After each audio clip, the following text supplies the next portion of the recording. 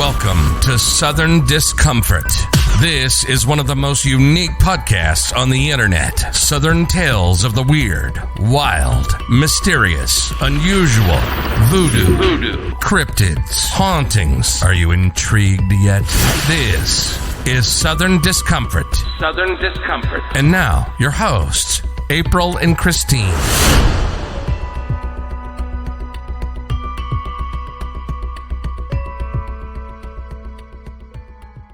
Hey everybody, welcome back. We're back. I'm April. And this is Christine.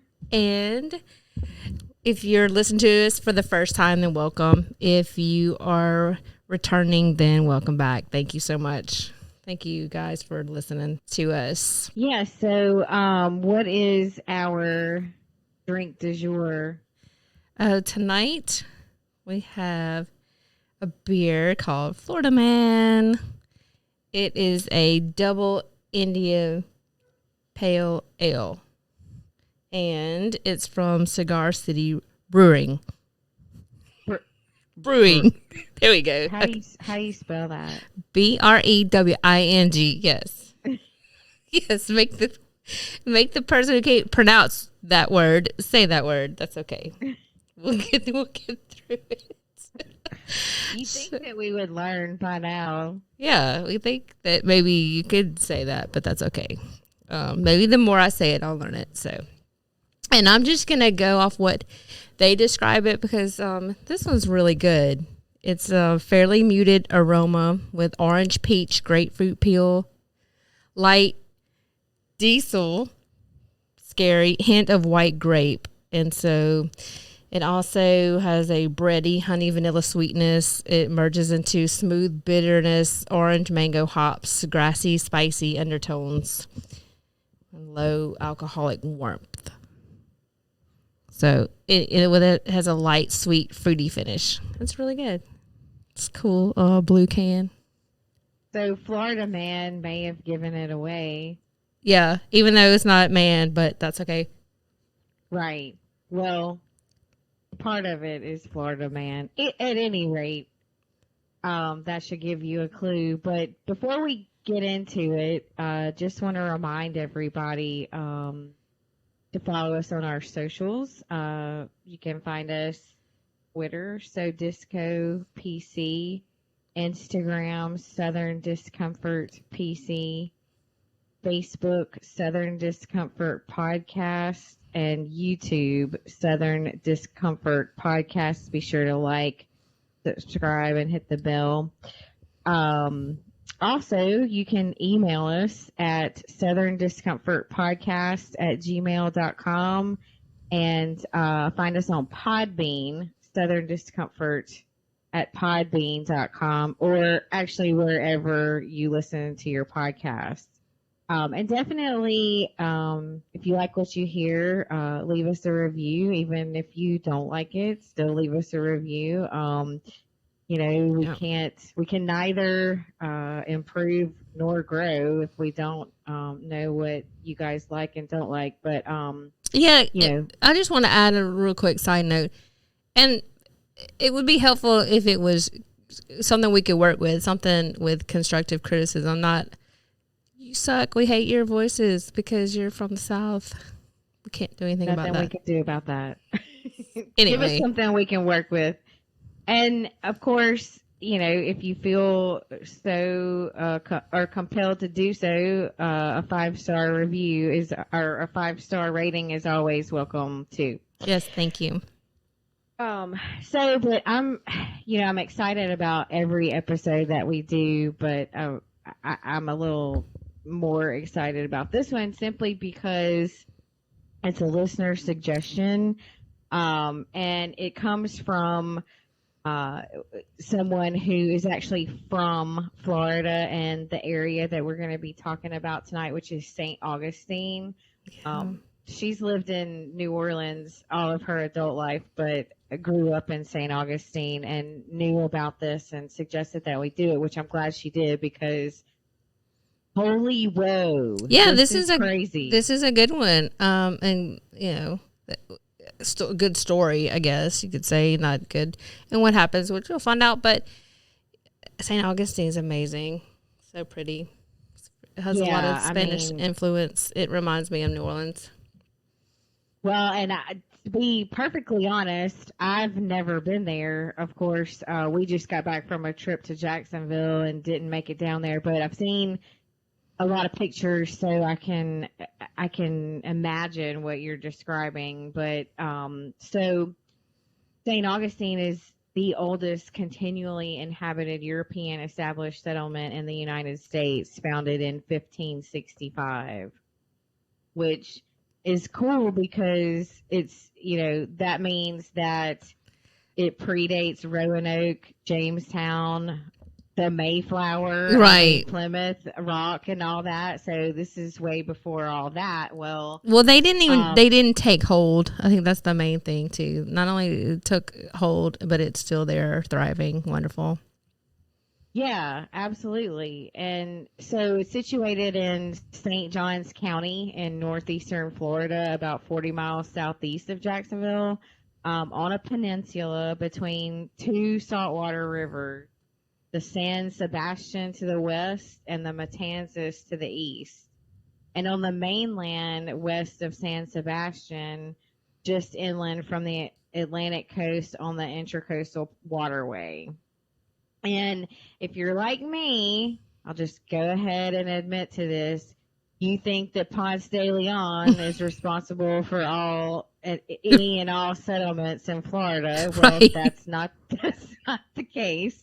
No, me as well. Okay. I was just going to go ahead and admit that. But this guy's name was Pedro Menendez de Aviles, and I'm sure that I butchered that, so apologies in advance. You did better than I gave it my best shot, right? Yeah. That's all you can do.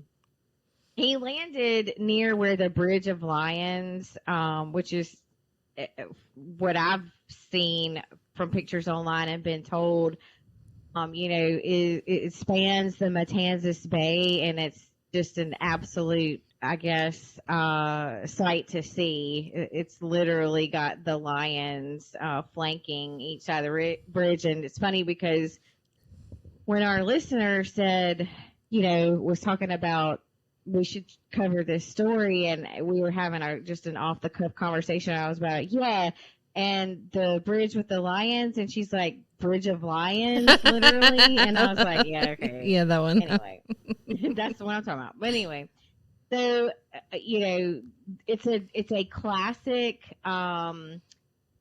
Spanish conquistador tale of how I guess, can't say his last name, but Pedro comes over, and he and his army massacre the French colony that was already existing in the area. It was called Fort Caroline, and they killed everyone in the settlement, and there were bodies left hanging in the trees in the aftermath, and there were inscriptions on the trees that said, quote, not as Frenchmen, but as heretics. Whew. So, as you can imagine, that was quite a grisly scene. Yeah, absolutely. Ew.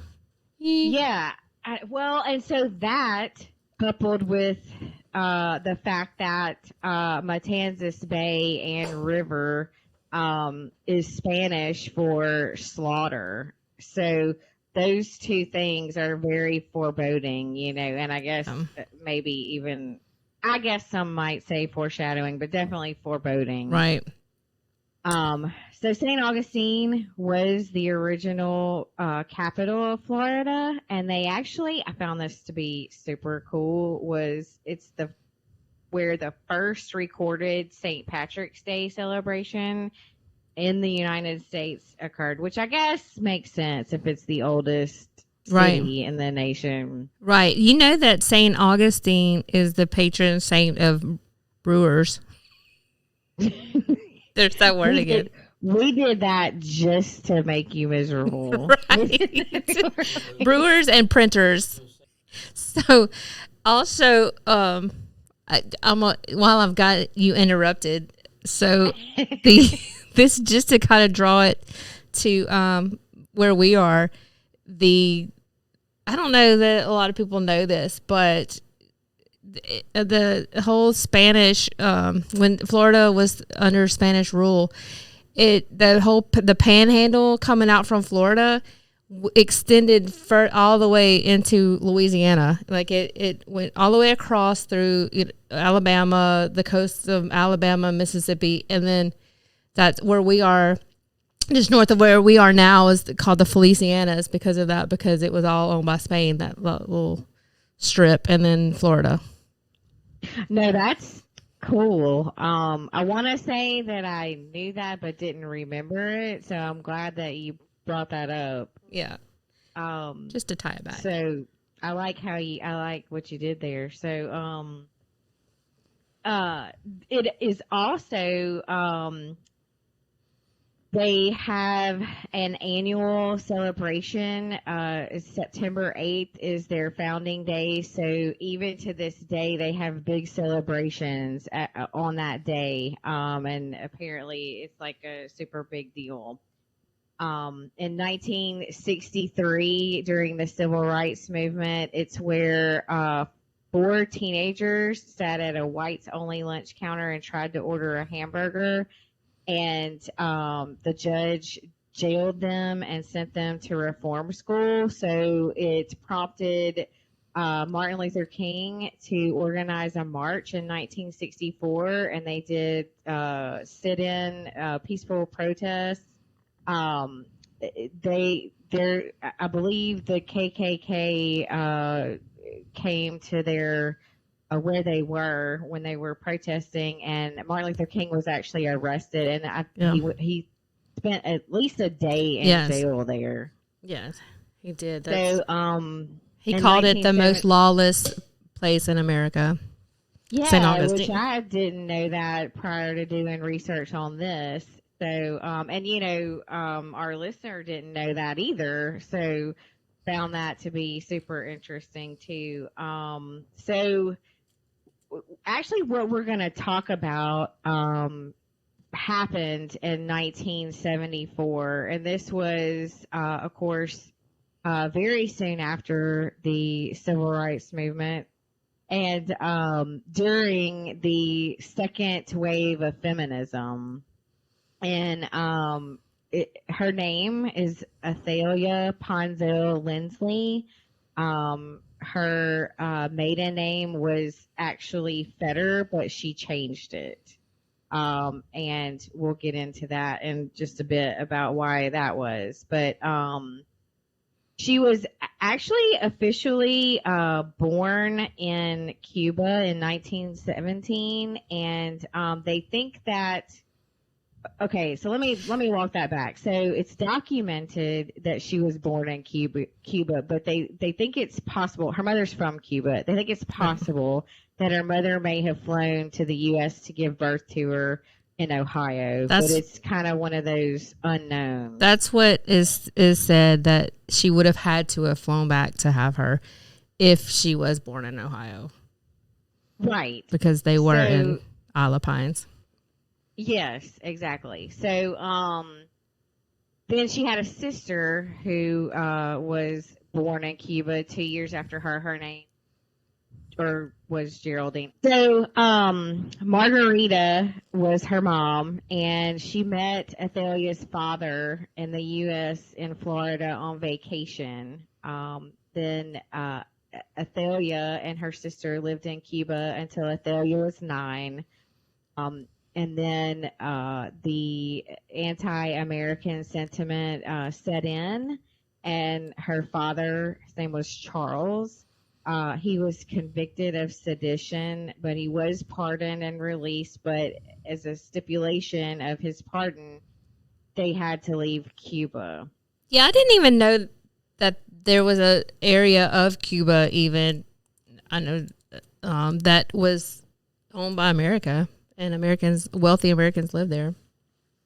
Yeah, so that's the thing. Her father is very wealthy. So when they left Cuba, they actually moved to a mansion in the high-end area of Jacksonville, and that's where she and her sister grew up.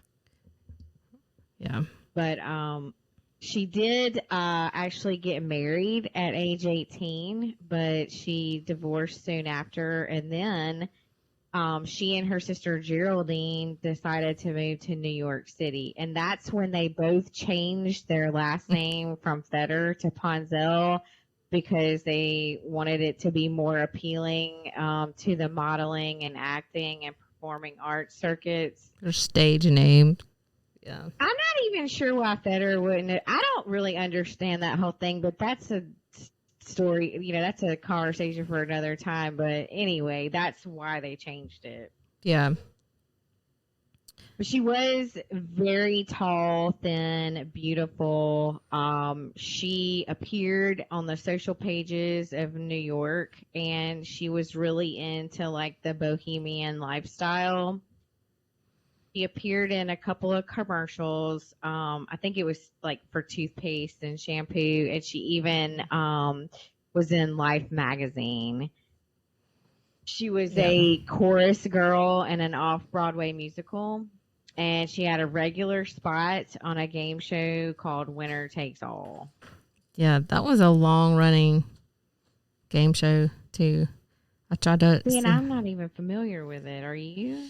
No, I'm not, but I tried to look it up, and I'm sure it doesn't go all the way back to it would have been the 50s, but you can find some going back to the 60s and some videos on there. You might can find it.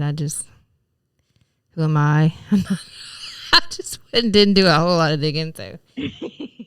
Well, so that is notable, of course, but I think probably the most notable thing about her early adult life is the fact that she dated Joe Kennedy Jr. Right. And sadly, he died in World War II overseas. So they obviously did not have a chance to see where that relationship may have gone. Yeah, that's a good point because her life would have been so completely different. Might have ended the same, but it would have been different. Right. Well, but so, the thing of it is by all accounts, they were so super in love, and like, but she was known to have dated around. Like, there were other guys that she dated that were, I guess, well known in New York City. But of course, obviously, he was well known for, in the politic realm. But at any rate, sadly, that ended tragically. But by the time she turned 30, the modeling jobs had dried up. So she had reached, I guess, the end of her shelf life. Yeah, she'd aged out of those types of jobs. So she ultimately decided to move back to Jacksonville for obvious reasons, to be close to her mother. But when she moved back to Jacksonville, she did marry and divorce again. And her sister, by that time, Geraldine, had married and had a family and moved to Hawaii with her husband. So it was just her, and her mother started to become ill, and she would actually become her mother's caregiver for the rest of her life. Yeah. Which, she didn't mind doing. She fit in well in Jacksonville, and she belonged to many different civic and social organizations that her mom had belonged to. So, like, from what I read, she just took over her mother's memberships in those groups, and one of them was the Daughters of the American Revolution. But there were like a short list of like 4 or 5 that she belonged to, and she just took over. Yeah, she was definitely embedded in the community there. She also wrote a book, a gardening book. She certainly did. And she patented a household device, but I didn't see what that was. No, it's funny because it doesn't say. Like, when you read about her, it will say she patented a household device, but it never says like what it was. Yeah, the can opener 3000. I don't know. Falcon 5000. I doubt that was it. Right. But anyway, so for work, she actually became a realtor, and she had, of course, not finished college before she left to go to New York. So that was something that she always wanted to do. So she did enroll in college courses when she moved back, but did not ever earn a degree, which I think it was mentioned somewhere in my research that was something, that she always wanted to do, but never finished. And of course, we'll find out, maybe one reason why that never happened. But she wanted, actually, even though her life in Jacksonville was going really well, and like you said, she was well connected to the community, and she was, accepted and had lots of friends, and, didn't have any issues with relationships with people that I came across when she was in Jacksonville, but she wanted a change. So she moved with her. They sold the mansion in Jacksonville, and she and her mom moved to St. Augustine, and they bought this beautiful Spanish style mansion on Marine Street. And you can see the Matanzas River from their house. It's not like it's not on the water, but you can see the river. Nice. And I believe, I don't know if it was there back then, but in '74, but I know currently there's a marina there and everything. So, they had a large fenced-in yard because she had 7 dogs. I think 1 or 2 of them belonged to her mom, but she was really into animal welfare and rescue, and so that's, of course, why she wound up with a total of 7 dogs in the house, which immediately became a point of contention for her neighbors. They did not receive her well at all. They just, and to be quite frank, they didn't like her. They didn't even give her a chance to like her, because they immediately said, the fact that she had these loud, obnoxious, barking dogs that were off leash and this and that, which none of that actually turned out to be true. Right. They were like, who do you think you are moving on our street with all these dogs? Yeah. We're not dog lovers. No, I don't know. Well, because it's a lot. It wasn't even true that they were rowdy. Some of the other neighbors on the street said they never heard them bark, and so they never saw her dogs off leash. But the neighbor that complained about it first, actually, someone had complained on him the year prior for his dog being off leash. I don't know, it makes me laugh, but also at the same time, you think, well, are you being petty? But anyway, I don't think it became a problem until she, and I'm sure you'll get into this, until she left, like the dogs lived there and she wasn't there with them. And because I did come across that, and I thought that might get, if I was her immediate neighbor, that might get to be a problem if these dogs were mostly left unattended, and there's 7 of them. Well, because and we'll talk about that too, about the her not being in the house full time. However, she actually either kept them in the fence yard, the garage, which I don't know about that. I don't know if it was climate controlled, but at any rate, I'm not judging. I'm just saying it's a little questionable.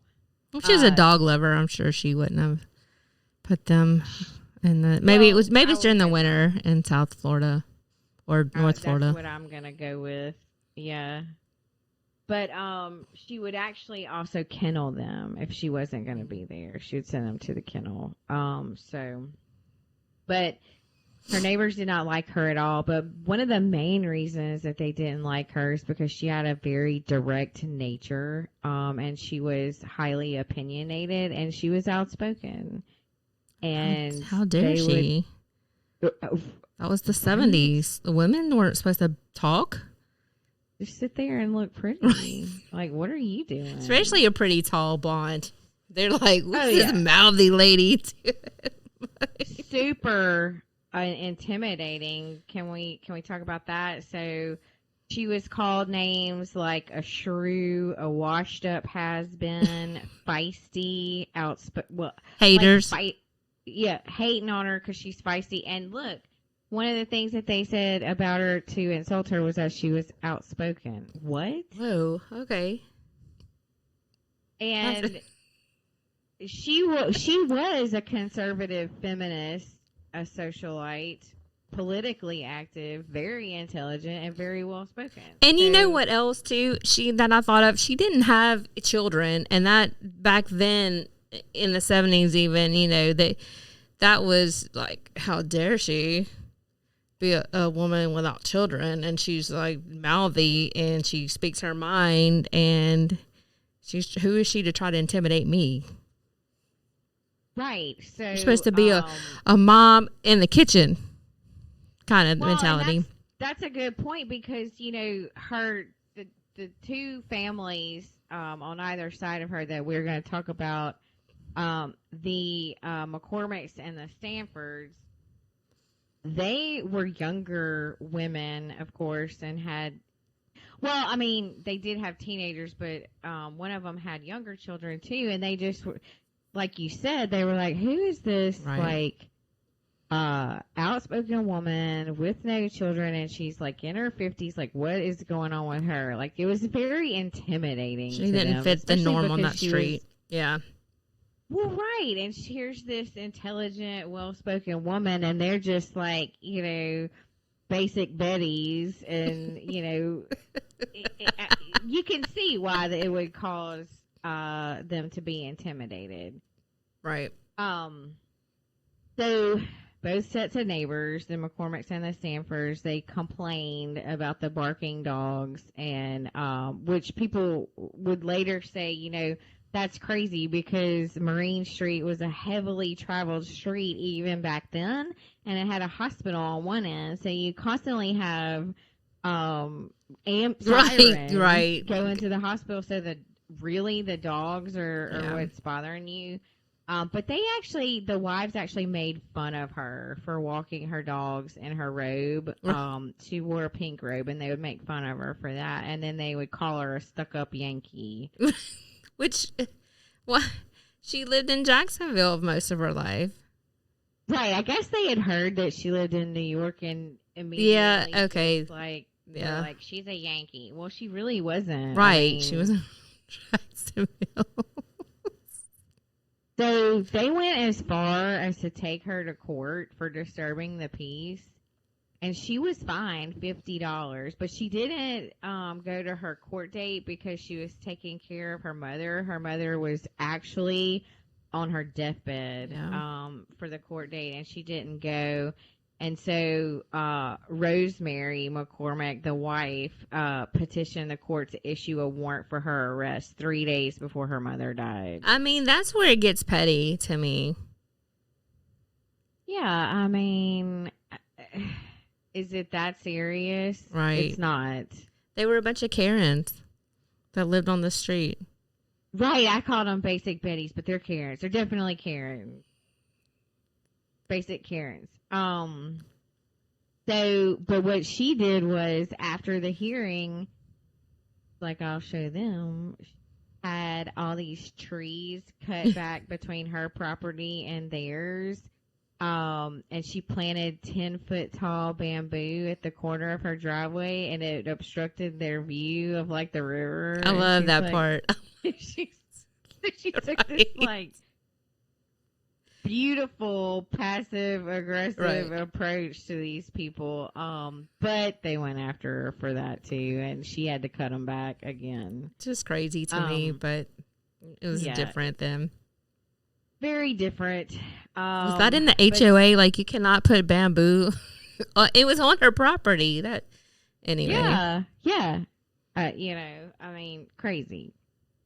So Alan Stanford, her neighbor, was county manager, and it was said that Athalia zeroed in on him after all of this. But we'll talk about that down the line too. But in 1973, after. Well, I want to say one thing. I did skip over something that I do want to say. Just walking back to her being this outspoken, highly opinionated woman.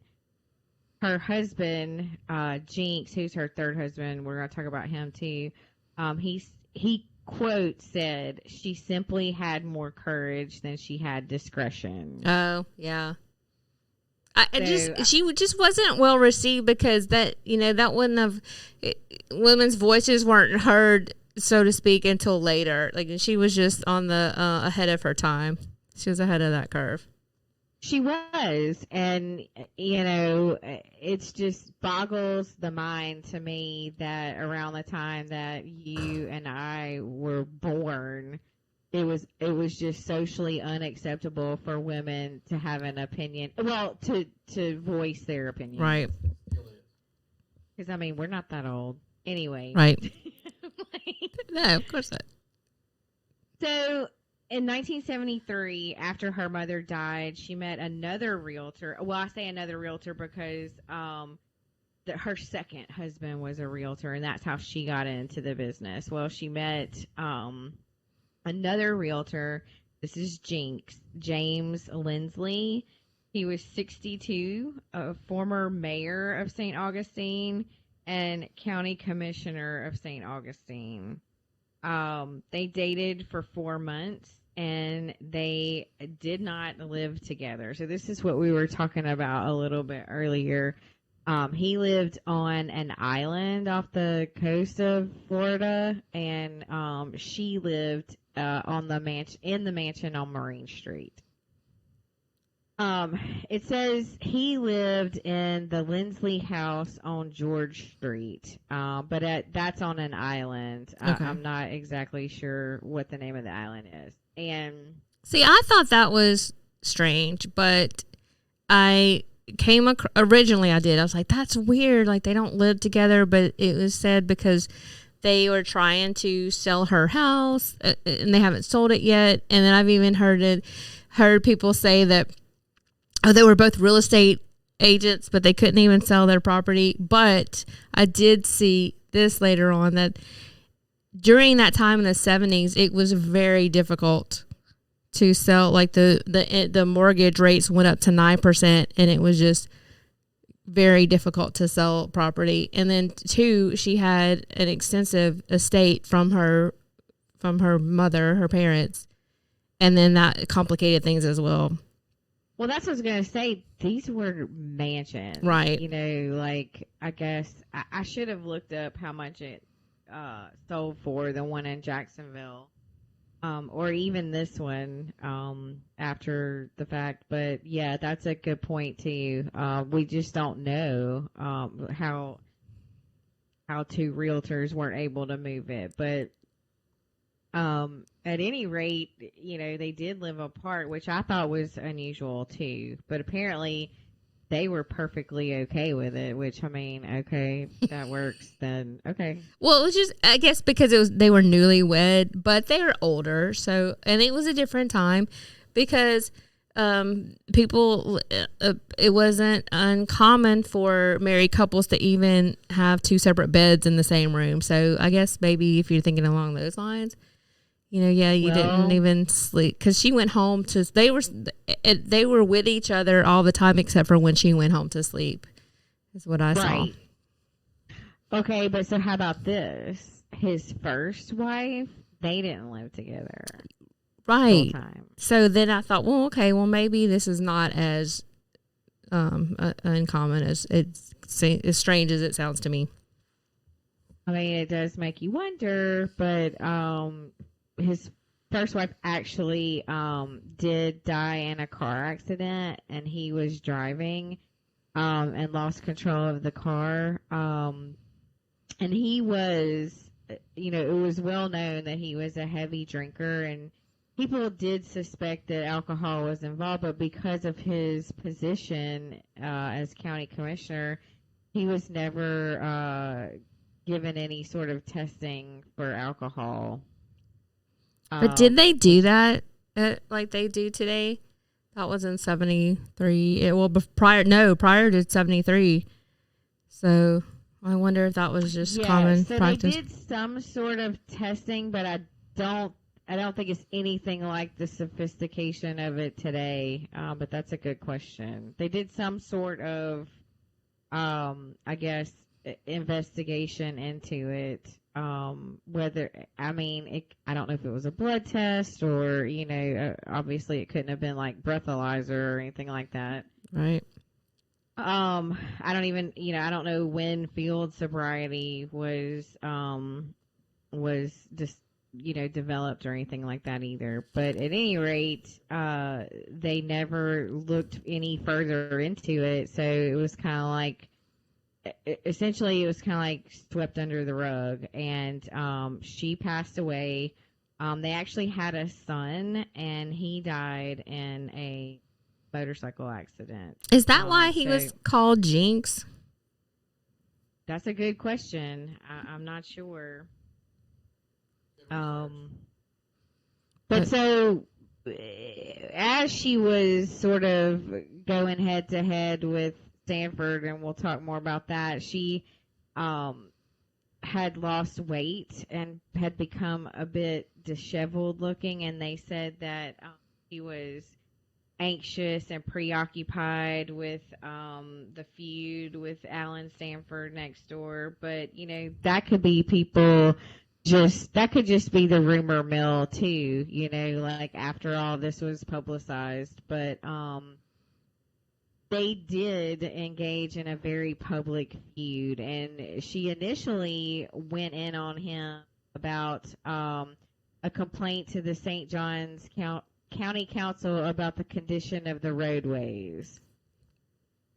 And interestingly enough, the St. Augustine Record would regularly cover their feud, like things that would happen in these county meetings. And so in one of the headlines, the article was titled, or one of the headlines in the newspaper was titled, "Hooray for Mrs. Lindsley," whenever she went in on him about the roadways. So it was kind of like the media got involved and would, ultimately divide St. Augustine for or against her, and it was largely against her. But that one was in her favor. Yeah. Yes, so, she was showing up at because these meetings are public. She was showing up at his meetings being loud and mouthy. That's the thing, is that she would show up and call him out in front of everybody. Okay, hello, can we say motive later on? But so she accused him also of misappropriating funds and taking equipment home for personal use, which I don't know how she knew that, but apparently she interviewed like former employees and stuff. Yes. But it was known, public, I guess, record that his salary was double that of other county employees. So in 1973, he made $20,000 a year, which now would be $100,000 about. Right. And it was said that no one else even made within $12,000 of his salary. Right, so they were salaried between $6,000 and $8,000 a year. Right. And they said his office had 150% turnover because after these interviews happened with former employees, and even like I think a current employee, they all said that he was very short-tempered, and that he was even heard joking in these meetings that heads will roll. Oh yeah, he was very outspoken as well, as far because he threatened her to her face. Yeah, yes he did. Said she was a vicious. He called her over there and said, "You're a vicious woman, and I'm gonna fix you." That's exactly what happened. So, like I said, the newspaper started to side with Stanford. I'll just tell this really quickly, and people liked Stanford because he was a good old boy from Atlanta. He was a Clemson graduate, and he had this beautiful wife. Whatever, like that matters. But he did. So I think that was, if I'm not mistaken, that was after she had friends over at her house. They were all leaving, and he called her over, like, to the where their properties met, and he said, "You're a vicious and evil woman, and one day I'm gonna fix you." And she went in to a county commission meeting and told the council what he said. Right. She was, I didn't see this where he actually told her he was going to kill her, but she was telling them that she feared for her life from this man, that she said he's going to kill me. Right. And so how about that did not make it onto the official meeting minutes when she went in and told that, but they added it later as an addendum, like after the fact. Well, yeah, because she was a woman. Mm-hmm. She was a Maori woman in the South in the 70s. Like, how dare her? How dare you come in this meeting and with your opinions and your outspoken, all your knowledge, right? God, somebody do something with her. You know, that's what they said, which is crazy. Right? Yeah, because like you said, it was a bunch of good old boys on this commission. Yeah, I mean, I'm speculating, but you know. Yeah, well, that whole good old boy mentality is something that we will definitely take a deeper dive into. But so the next thing that she went in about was the fact that he did not have an engineering degree, and his job description was county engineer. And he was like, well... What the hell? But then again, I guess, you know, this was almost 50 years ago.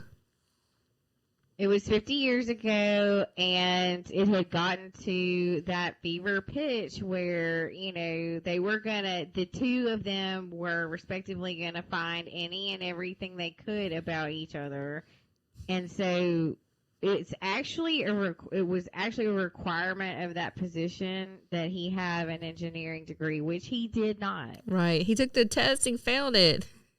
Right. He had a degree, but he didn't have an engineering degree, but he took the civil engineering test and he failed it, but he promised that he would take it again. So you know that's what you're supposed to have.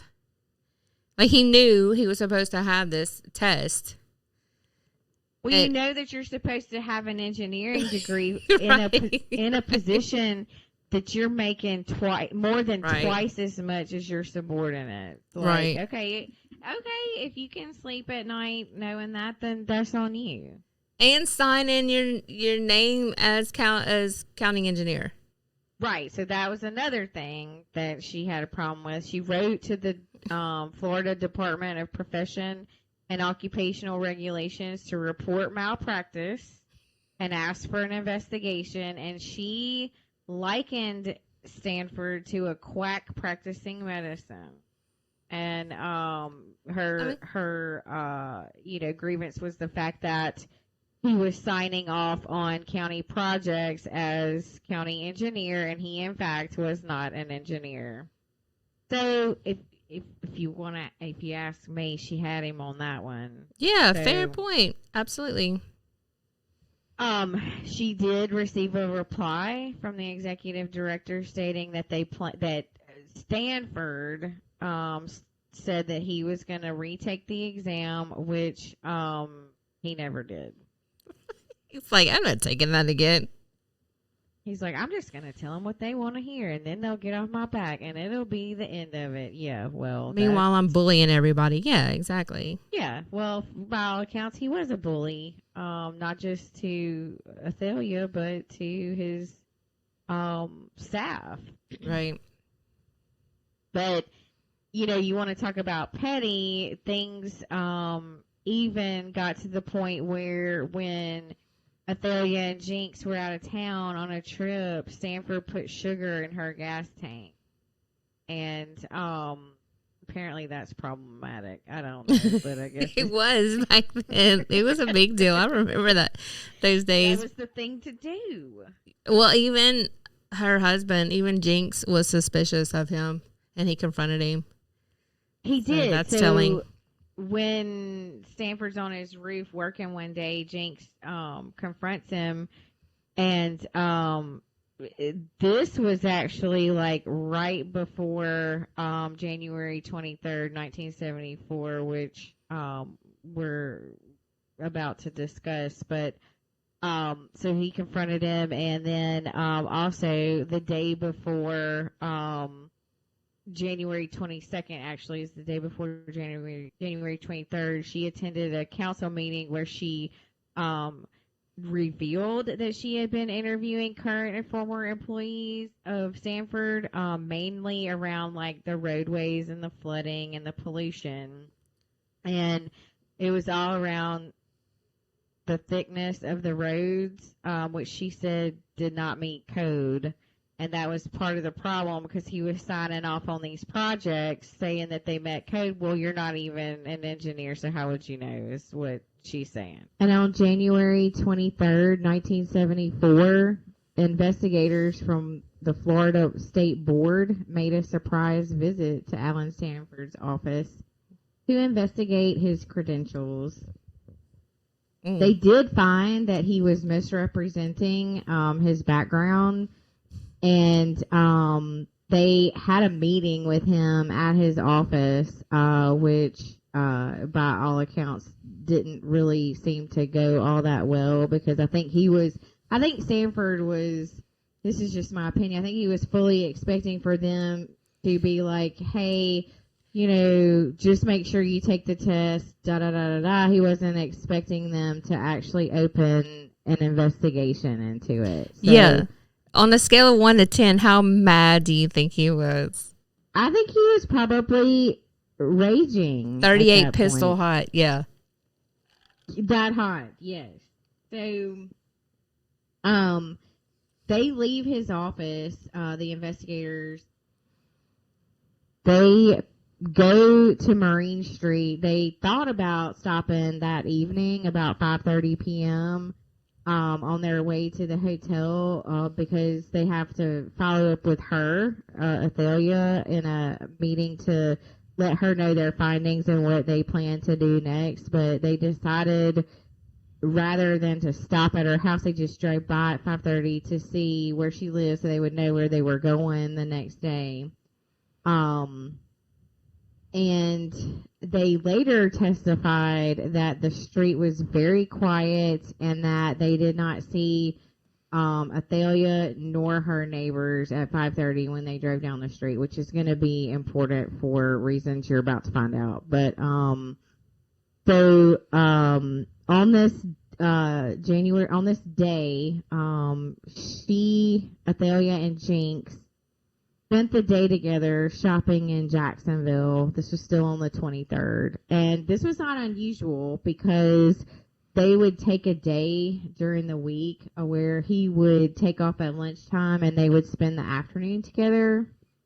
And this particular day was the Chinese New Year, and Athalia wanted to have a customary Chinese dinner, and the grocery stores in St. Augustine did not have certain ingredients that she needed to prepare the food for their dinner.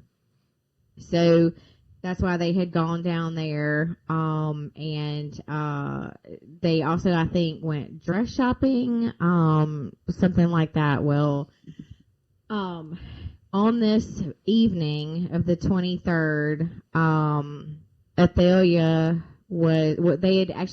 they had returned from Jacksonville, and he had dropped her off at her house, or either she left his house and they were going to meet back up later for dinner, but she was going to take care of the dogs and she was going to get things in order. And that evening she actually was found hacked to death on her front steps. She had been slashed 9 times with a machete and practically decapitated in broad daylight. that's crazy. That's a crazy sight for anybody who to see. Yeah, they said there was one piece of sinew holding her head onto her body. So essentially that means tissue, like skin tissue, right? Yes. Sinew, okay. Well, connected tissue. Okay, so for all intents and purposes, she was beheaded. I mean, yes. Like, yes. So, eyewitnesses had actually, okay, so I've got it now. They were at his office after their outing to Jacksonville. And at 5:35 p.m., now, again, this is 5 minutes after the investigators drove down her street. She is seen leaving Jinx's office, and she was going home to check on her dogs, and he was actually going to run a couple of other errands before they got together for dinner later that night, and was seen by eyewitnesses too. So it's 6:05, which is let's see. So it happened somewhere between 5:35 and 6:08 or 6:10 p.m. But he was seen at 6:05 by his neighbor, which is important for reasons Jinx we'll talk about later. Yeah, Jinx was seen at 6:05 by his neighbor. Well, that's important because, obviously, they're gonna automatically think that it's the husband or the significant other, because that's just that's just the first person you go to. Well, anyway, because he had a temper, it was said. Yeah, well, he had a temper. He had a drinking problem. He, took $50. Yes, he did. She had given him on one occasion. She told her sister Geraldine that she had given him a $50 check to go to the bank to deposit for her, and she found out later that he, in fact, did not deposit it, but he cashed it and he kept the money, and he never told her that that's what he did. Yeah. So he had a tendency to be untrustworthy too. Right, because she told her sister, which, that's what sisters do. He's a liar and a leech. Yeah, like, this guy is not good for you. Like, but does that make him a murderer? Right. Probably, we don't know. Right. Not probably, it does. Probably not. I don't know. Right. We don't know. So at 6:08 p.m., Locke McCormick, who is the college-age son of the other neighbors, Stanford's on one side, McCormick's on the other of Athalia. Locke McCormick, he's 18 years old, home from college. He reports having heard loud thwacking noises, and says that he saw a man wearing a white shirt and dark pants making swinging motions, and then slowly walked away toward the Stanford's house. And he actually initially said the words to the police that arrived first to the scene, that he had seen Mr. Stanford wailing on Athalia. Yeah, that was his, and that's important to me because that's the first thing that he said. Like, that's his initial thoughts, before anyone talked to him, before anything else. Like, that was initially what he first said. That's the first thing he said, which, unfortunately, he later recanted it, but that is the first thing he said to police. That's a fact. So, right. He also said that she was sprawled out on the front steps, and her dress was hiked up, and her broken pearls were all over the place, and there was blood everywhere, and it was going up the walls. And like you said, her head was attached by only a thin layer of skin, and there was blood pooling at the bottom of the steps, and that she had visible defensive wounds on her arms. And she had severed fingers too. Because initially they thought she had fallen out of a window. What? Yeah, because when they saw this sight in broad daylight, this is my thinking, my line of thinking. But when they saw this site, she's all bloody and just out there, they thought she had fallen out of a window. I guess that's where they thought all this blood was. But once they walked up to and saw the scene, they realized that she had been like basically decapitated. But she also had a little bird that she was nursing back to health. Yes, and she would take it on little walks. And she had taken this bird on a walk before this happened. And they found that's really depressing. They found, yeah, it was like all I think he had a broken leg, but anyway, either way, she was nursing this little bird, and that was one thing that the police stated later was that there wasn't anything, there was no signs of robbery, nothing was stolen, nothing was taken, but the cage that this bird was stayed in was all smashed up. So that to me is indicative of rage. It's like, oh, you love this bird? Well, I'm going to destroy this. And then they found feathers by her body, and then they found the bird later. They killed the little bird. Well, that's terrible. Yeah, not horrible. So, yeah, she definitely was an all-around animal lover. And then the blood trail, well, I mean, I'm sure you'll get into the crime scene, but the blood trail led to Stanford's house. It did, but, like you're saying, the scene, I didn't know that about the bird, which is disturbing, like, also, but one person even said that she looked like a bloody, broken doll laying on the front steps. So I thought that was pretty telling. But the coroner determined the cause of death was almost complete decapitation, obviously. And he is quoted as having said, one single clean blow from the back of the head down from the skull and neck bone and through the main artery was the main cause of death. Jeez. And he testified to the fact that the murder weapon was a machete because it's the only thing that could cause that type of, mortal wound. Machetes are very commonly used in Florida to cut back trees and brush. Apparently everybody has one. And Stanford had reportedly checked one out from the county too, but claimed that he had returned it. And there was no weapon found at the scene, but her grocery bag was on the floor and her keys were in the back door lock. So I guess she had been covered initially by detectives when they arrived, or either the ambulance attendants, and by a white sheet that had turned completely red from blood. And like you said, blood was tracked in the yard towards the Stanford's house. And then also one of the first things that they did when they got there, they hosed all the blood away. So that's the thing. The police first disturbed the crime scene because they were walking all in the blood, and then they told the ambulance attendants to hose down the front steps after they took photos.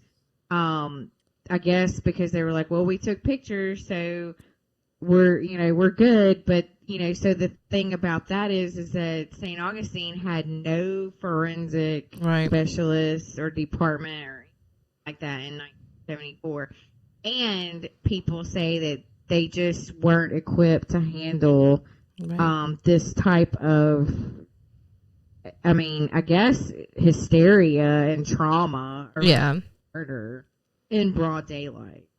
Yeah, of course. Like that's horrific. On Marine Street, that was like one of the biggest things about it. In fact, one of the books is called Bloody Sunset in St. Augustine. So, and that's why. So what do you know? Old Stanford pulls into his driveway, and is told by police that she was murdered. And the first question he asks is, quote, "Was she shot or was she cut?" This guy. Okay, can we just acknowledge that for a minute? Right.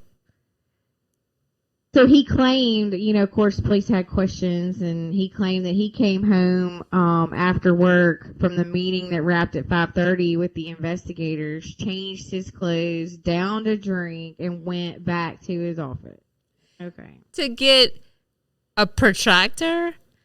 Yeah, he had to go get a protractor. And a book. Are you kidding me? For important work that he had to do that evening. Engineer. He had to do some engineering work with his protractor. Yeah, or whatever it was. I'm not sure what it was. He claimed that he went back to his office to finish work by 5:40 and that he was back at his office by 5:50. He said there were witnesses to this but could never produce any. And there's also the fact that blood was found on a pole in the driveway at work where he always parked. Right. So how is... Okay, and I can't remember. They typed it, right? Because they didn't... And from what I gathered is they didn't identify it conclusively as Athalia's blood, but it was typed as her blood. It was. Typed, yeah. Yeah, it was typed as her blood. The machete and a white shirt and dark pants were found when the town drunk Dewey recovered them in a marsh near the river, and also wrapped in a baby diaper was a watch and a belt. A belt. That's what it was. Right. Right after they had just put out a reward for it. During the trial, they're like, well, we need these items, so we're going to put out a reward. And it's like next day, they find these items. And the baby diaper was significant because it had paint on it. And this was said to have been actually what Stanford allegedly used to clean up, because he grabbed it from their shop, which they had the paint in the shop, and then they had a 3-year-old that the mother kept calling baby. My baby.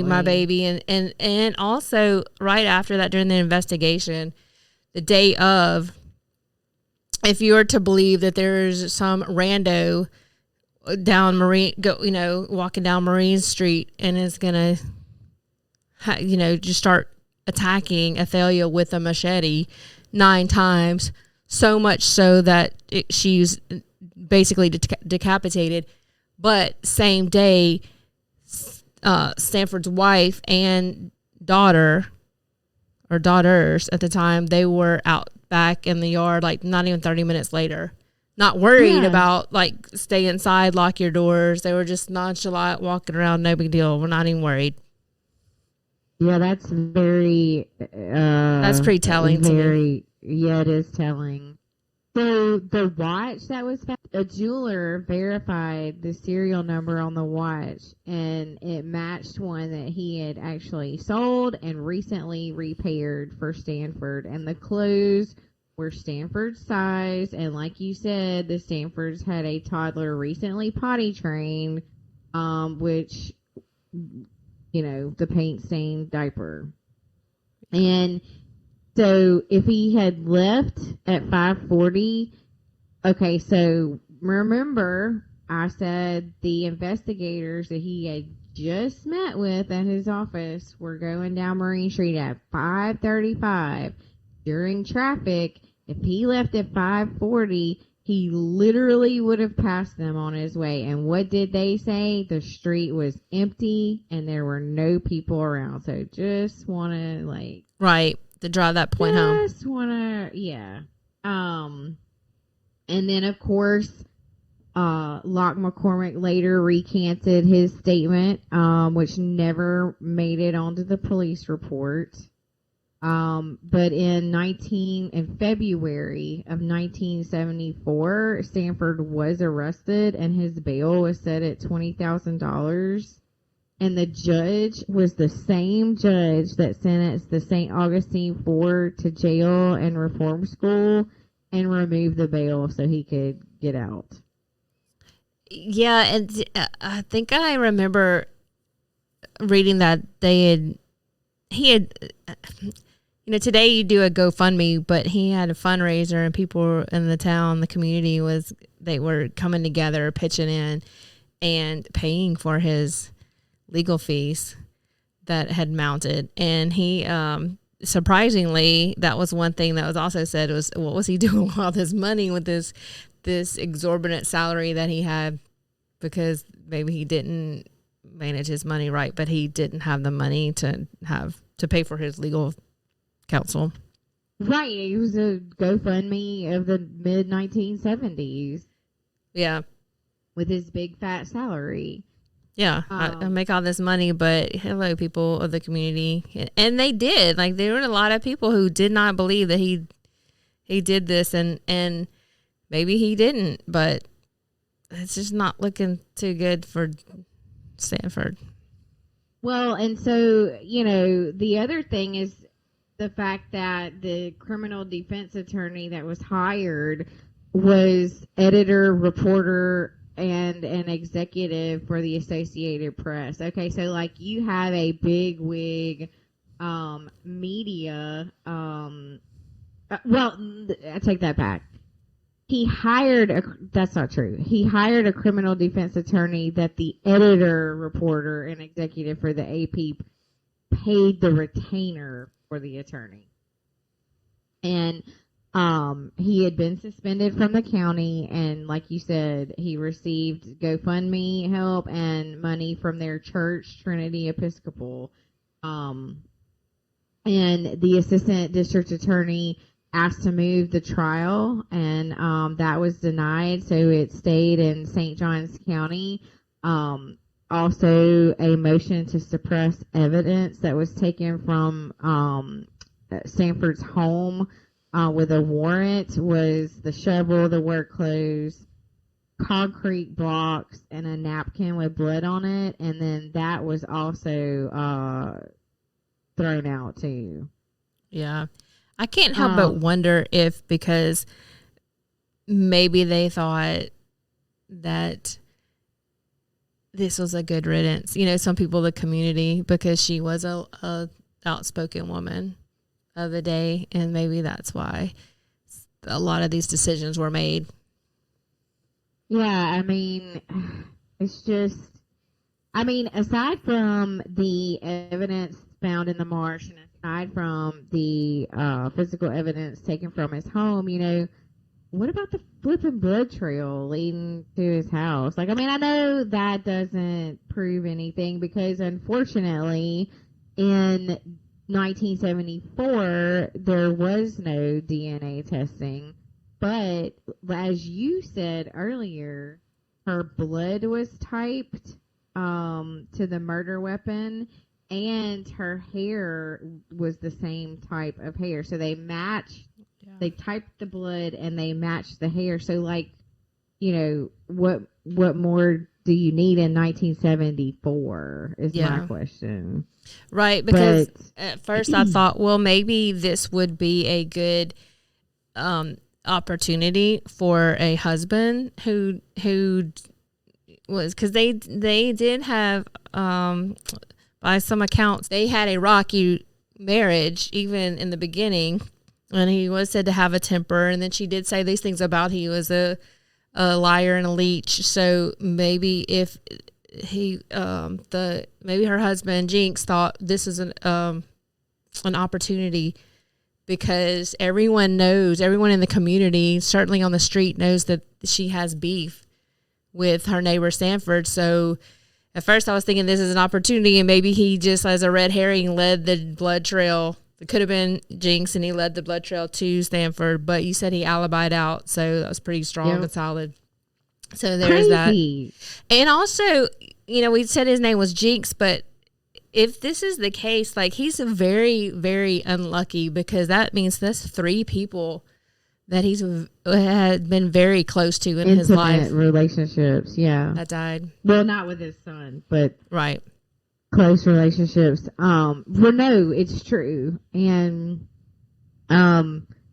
what's really extremely unfortunate is that he did alibi out, and Alan Stanford was the only real suspect, and he was acquitted of her murder. So, yeah. In the end, it was a small town with that good old boy mentality, and she was characterized as a hysterical, defiant, antagonistic woman.